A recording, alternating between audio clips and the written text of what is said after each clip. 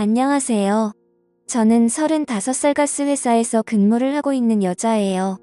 전 남편과 7년 전에 이혼했고 돌싱녀로 살다가 얼마 전 좋은 남자를 만나서 재혼을 했습니다. 현재 남편과는 동갑으로 몇 년간 저희에게 가스를 납품받는 거래처 식당 사장님이었어요. 중국 음식점을 운영하는 제 남편은 저와 가스 배관 수리 문제로 자주 연락을 주고받다가 연이 닿게 되어 결국 사랑을 하게 되었습니다. 제 남편도 돌싱이었는데 이혼한 지 1년밖에 되질 않아 저와의 만남에 대해 오랫동안 고민한 듯 했지만 결국 저를 놓치기 싫다면서 그날로 저와 남편은 서로에게 사로잡혀버리고 말았네요. 아무래도 둘 다 아이가 없으니 크게 신경 쓰이는 건 없더라고요. 아무튼 그렇게 만남을 이어오던 중 한 번은 남편의 이혼 사유를 물어보니 술 기운을 빌려 괴로운 듯 말하더군요. 전 부인이 자신보다 10살이 어렸는데 결혼한 지 9년 정도가 되었을 때쯤 전 부인이 다른 남자와 바람이 난 걸 알게 되었는데 그런 사이를 오래 유지하고 있었다고 하더라고요. 그래서 자신과의 아이를 갖기 싫어했었던 걸 알게 되었답니다. 그런데 남편은 전 부인을 많이 사랑해서 웬만하면 가정을 지키고 싶어서 그런 모든 사실을 알고서도 억지로 참고 살았는데 집안 곳곳에 일부러 불린 흔적을 남겨놓았다네요. 결국 더 이상은 못 참겠다 싶어서 이혼했다고 합니다. 그 말을 듣는데 진심으로 전 부인을 많이 사랑한 감정이 전해져 왔습니다. 사실 오래된 거래처 고객이다 보니 상품 홍보를 위해서 영업 직원과 몇 번 방문했던 터라 전 부인을 본 적이 있습니다. 두 사람이 얼마나 금술이 좋았는지 가게 안에는 아내와 같이 찍은 사진이 도배가 되어 있었고 가게 이름도 아내 이름을 따와 지을 정도로 각별한 부부의 모습을 봤었습니다. 그런 두 사람이 이혼을 하니 한 번씩은 다 수근수근거렸고 저도 그중 한 명이었죠. 그런데 그랬던 제가 이 남자와 사랑에 빠질 줄 누가 알았겠습니까? 제 남편은 빨개진 얼굴로 제 손을 잡으며 말하더군요. 내가 원래 해바라기 같은 면이 있어. 한 번 마음 주면 정 떼기 쉽지 않은데 이혼 이후로 유일하게 내 눈에 들어온 여자는 당신이라고 제게 고백을 했습니다. 새삼 심장이 쿵쾅대며 설레더군요. 진심인지는 모르겠으나 어쨌든 썩 듣기 나쁜 말은 아니어서 속아주는 셈 치고 남편을 받아들이기로 했습니다. 남편은 연애 초반부터 지금까지 항상 달콤하고 부드러운 남자였습니다. 하나부터 10까지 저를 아기 다루듯 감싸주고 보호해주었어요. 아마도 어린 여자와 살았기 때문에 이런 습관이 몸에 익었나 보다 했죠. 왠지 모르게 전 부인에게도 이렇게 했을 것 같다는 생각에 질투가 나더라고요. 그리고 전 부인 이름을 본따서 만든 가게 상호명이 거슬렸던 저는 바꿔달라고 부탁했지만 남편은 가게 이미지와 홍보를 해둔 게 있기 때문에 바꾸긴 어렵겠다며 저를 설득하더군요. 제게 좋은 말로 웃으면서 얘기하는데 씁쓸했지만 남편의 말도 조금은 설득이 되었고 완고한 태도에 어쩔 수 없었습니다. 그렇게 남편과 저는 좋은 감정으로 만나다가 양가 부모님께 허락을 받았네요. 하지만 둘 다 재혼인 상황이어서 우선 혼인신고를 먼저 했고 결혼식은 조금 미루기로 했습니다. 결혼식만 안 올렸다 뿐이지 사실혼 관계였던 거죠. 혼인신고 이후 저는 남편 집으로 들어가 동거를 했고 이미 법적으로 부부였기 때문에 저는 그 남자의 아내로서 그리고 며느리로서의 삶을 살았습니다. 다시금 결혼 생활을 하면서 아내의 역할을 해보니 참 낯설더군요. 혼자 살던 습관에서 벗어나 누군가와 같이 하루를 맞이하고 끝내는 것은 익숙하지 않았습니다. 덜렁거리고 집안일을 한꺼번에 모아서 처리하는 저와는 다르게 남편은 매 순간 깔끔을 떨며 잠시라도 어질려져 있는 모습을 보는 것을 꺼려하는 깔끔한 성격이더라고요. 그렇지만 남편은 싫은 소리 한 번 하지 않으면서 특유의 자상함으로 따뜻한 말을 건네주었어요. 여보, 힘들면 내가 할 테니까 그냥 당신은 당신 일만 봐. 어차피 내가 집안일 하려는 사람과 결혼한 게 아니고 사랑해서 결혼한 건데 당신이 스트레스 받는 거 싫어라며 든든하게 절 안아주니 예전에는 느껴본 적 없는 처음 느껴보는 남편의 따뜻함에 몸이 녹아내릴 지경이었습니다. 자상함은 개미 코털만큼도 없던 전 남편과는 달리 저를 아껴주며 보듬어주며 곁을 지켜주고 시댁의 공격으로부터도 잘 지켜줬습니다. 어느 날 시댁에 갔는데 시아버지가 어디 며느리 음식 솜씨 한번 보자며 제게 저녁 식사를 차려보라고 했네요. 집안일은 젬병이었던 저는 예상치 못한 미션에 우왕좌왕하다가 인터넷 요리 레시피를 보며 겨우겨우 재료를 파악해서 만들었습니다. 생각보다 시간이 많이 걸린 탓에 시아버지가 배가 고프다며 나오셨고 제가 만든 음식 맛을 보았는데 갑자기 표정이 변하더라고요. 솜씨가 마음에 안 들었는지 젓가락을 탁 내려놓으시면서 말했습니다. 아가야. 아니 참 내 마흔을 앞두고 있는 너한테 아가야라고 말하기도 참 별스럽구나.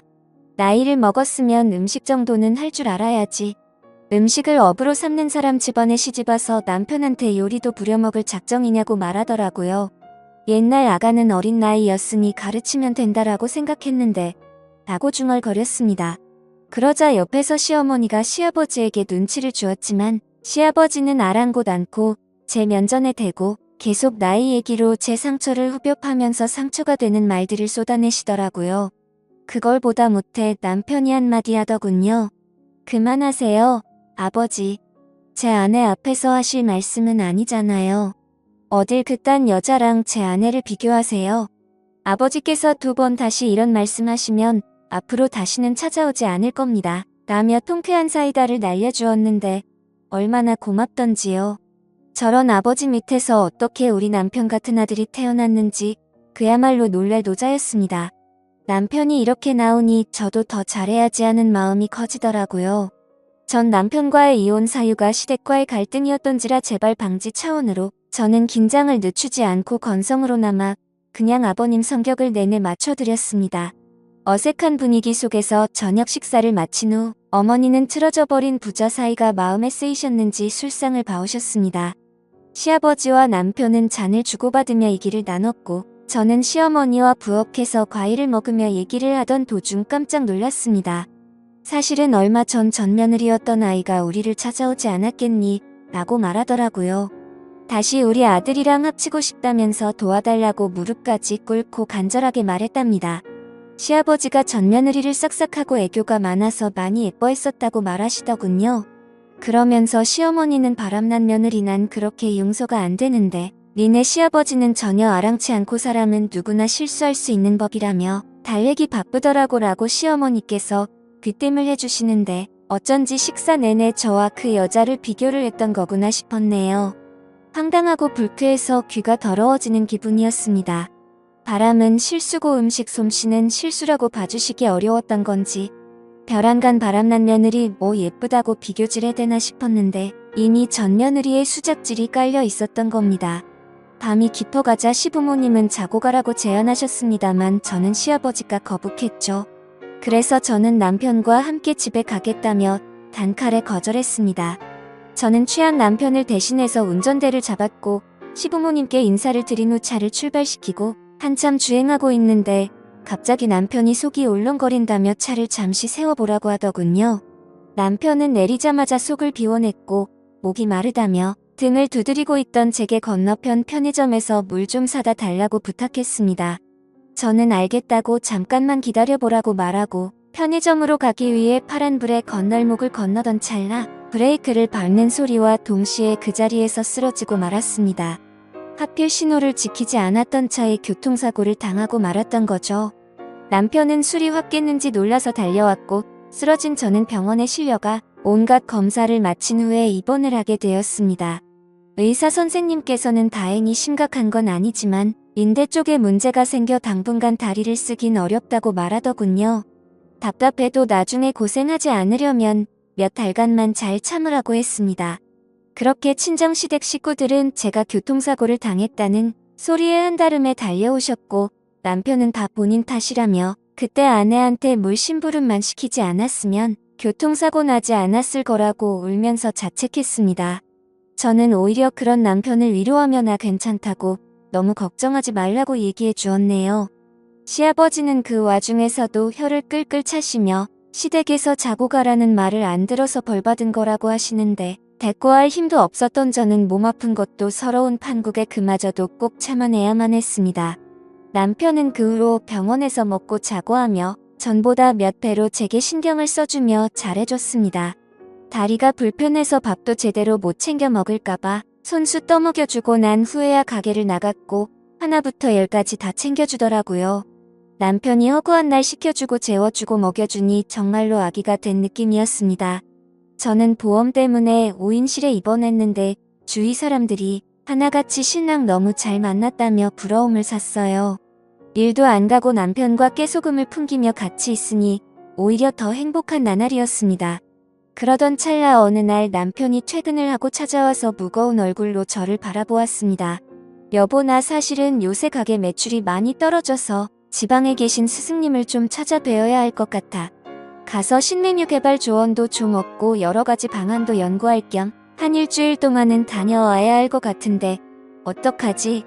그 말에 조금은 서운했지만 내색하지 않고 괜찮다고 잘 다녀오라고 했습니다.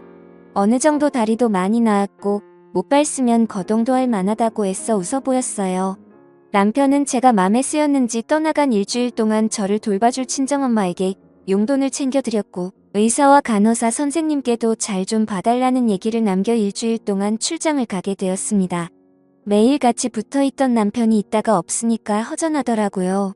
주위에 같이 입원한 환자들도 하나같이 신랑은 어디 갔냐고 찾았습니다. 저는 자초지종을 설명하고 틈만 나면 목소리라도 듣고 싶어 전화를 걸었지만 받지를 않았고 몇 분 후 당분간 연락이 어려울 것 같다며 일 다 끝나고 연락하겠다고 제게 장문의 톡만 보내왔습니다. 이해는 하지만 남편의 빈자리가 컸던 저는 기분이 좀 그렇더라고요. 뭐 얼마나 바쁘길래 전화도 제대로 못하나 싶었습니다. 하루 이틀은 그래도 어떻게 버텼는데 3일 4일이 지나니 정말 보고 싶어서 도저히 못 버틸 지경이었습니다. 제가 이렇게 남편을 사랑하고 있는 줄 짧은 헤어짐으로 알게 되었네요. 그 사이 저는 담당 주치의에게 퇴원을 희망한다고 말을 하였고 의사도 퇴원을 해도 좋다고 허락을 받았습니다. 마침 남편이 돌아오기 하루 전날이라 오전 중 퇴원 수속을 받고 집으로 갔죠.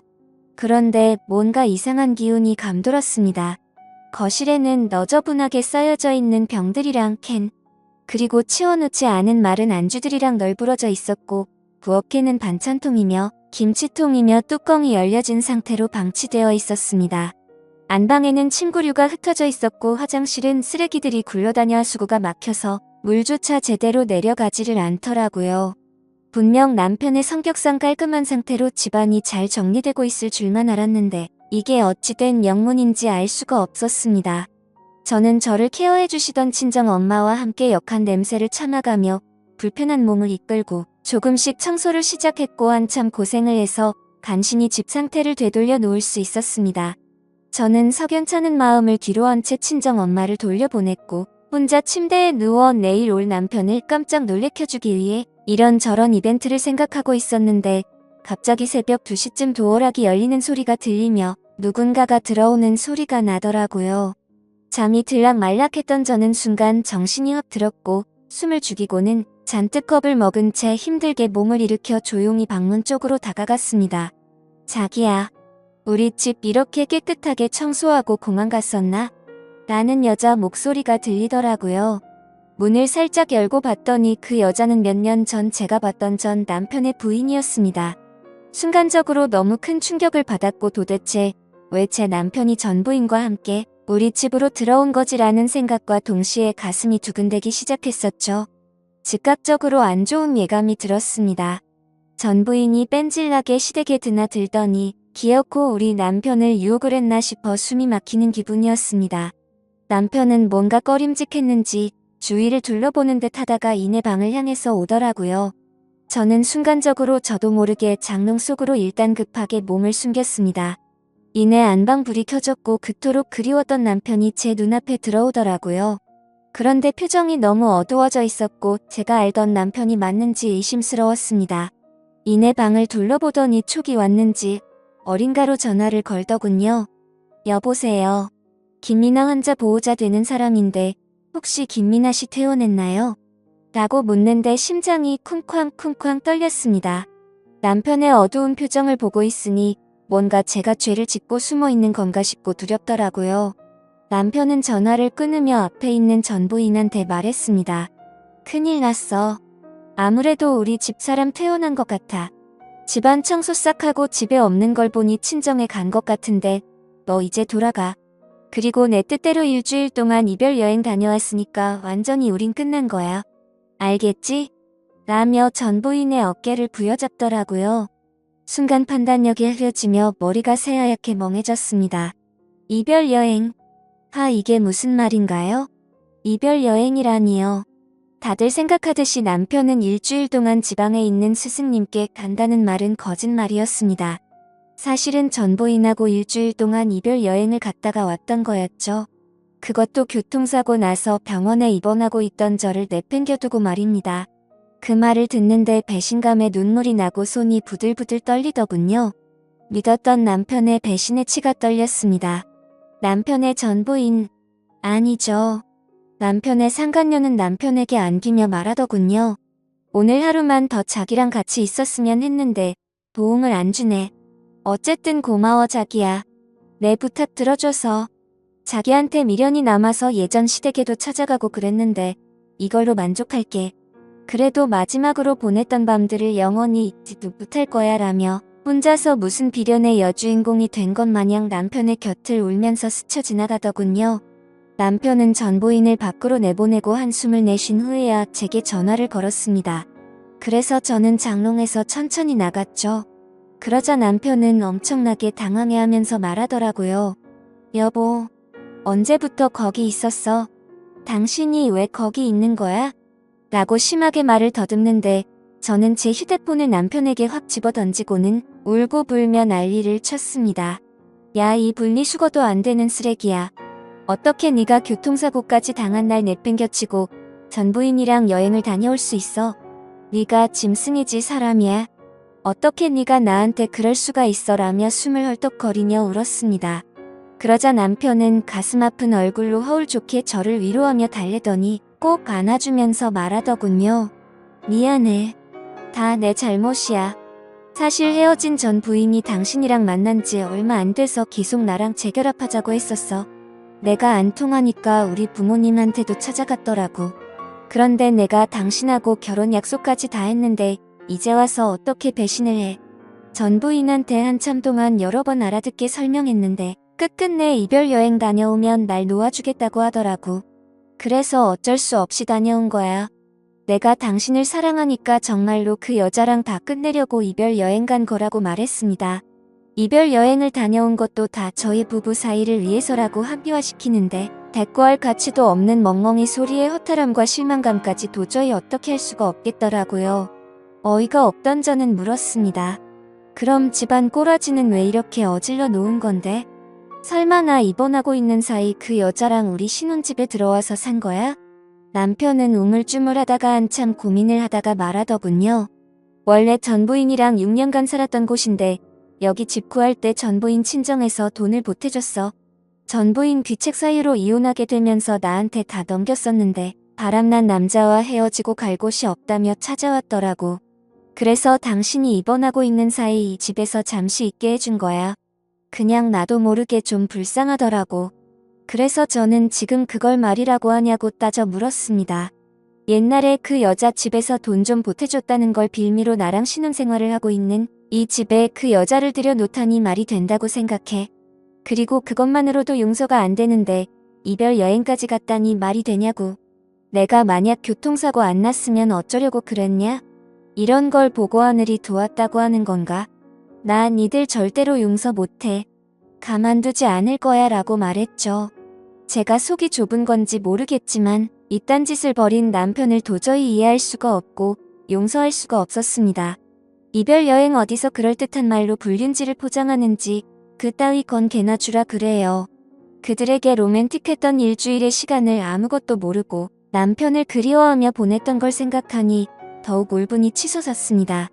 저는 악에 받쳐 소리를 지른 후 남편의 만류를 뿌리치고 자리를 박차고 나와 목발을 짚고 새벽 밤거리를 울면서 걸었네요. 여태 흘린 눈물 모은 것보다 더 펑펑 쏟았던 것 같습니다. 그토록 사랑했던 내 남자의 극단적인 행동에 충격을 받은 저는 친정집에 머물면서 결국 남편과 하는 시간을 갖자고 했네요. 남편은 틈만 나면 찾아와서 제게 당신이 생각하는 그런 일은 전혀 없었다고 싹싹 비는데 마음이 돌아선 저한테는 남편의 모든 행동이 믿음이 가지 않았습니다. 그러자 남편이 말하더군요. 그 여자랑 끝났다는데 왜 내 말을 믿지를 못해? 당신이 나 없이 살 수 있을 것 같아. 당신이 지금 날 못 믿고 이렇게 헤어지면 지금 나한테 이렇게 대한 걸 후회할 거고 그 여자처럼 날 다시 찾게 될 거야. 왜 여자들은 뻔한 행동을 계속하는지 모르겠네. 당신 나중에 그때 가서는 소용없어. 내 말 명심해. 그 뻔뻔한 말에 있는 정도 다 떨어지더라고요.